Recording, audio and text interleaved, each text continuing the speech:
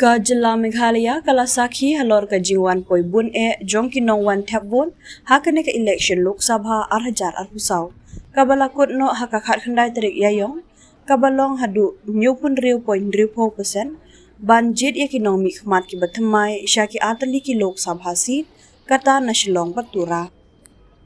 ka jingdon jong baro ki nong wan thep vot hakajela kalong nyupun riu point riu 4% ong Chief Electoral Officer CEO Dr. BDR Tiwari haka arpo tarik mentau benai. Ka percentage ka jingdon jong kinong wan thep vote ka laki uda 1.8%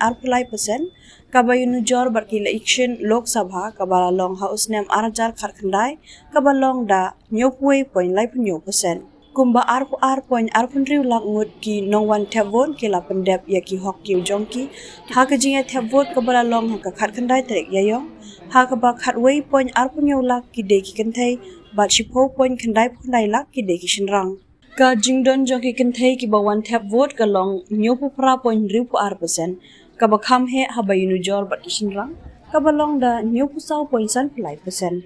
u Tiwari ula ong ba ka jingdon jong ki nang wan thep vote na ka benta ka tura parliamentary constituency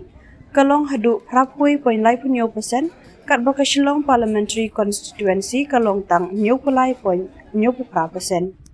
ka assembly segment ka bahap hapo Shillong constituency bat ka badon bun ki bawan thep vote ka de ka Ranikor ha Southwest Khasi Hills kata dah hadu prapo point san percent kat ba ka baduna tam ka de ka South Shillong ka balong tang san pra point lai pun riu percent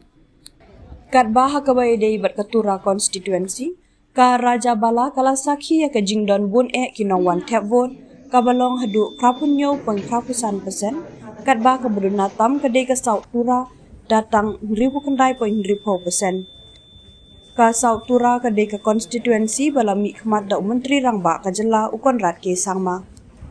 Ha ka wei pat ka benta u CEO upentep ba ka jingpa hara ya ka baro ki strong room ha ki khatlai tali ki center hapo ki khat ar tali ki district headquarter bat ka sora civil subdivision kalong ka babiang pura ka jingyo ya ki vote na ka benta ka ne ka election Lok Sabha kan long hakasaw tarik jiliw arhajar arhusaw.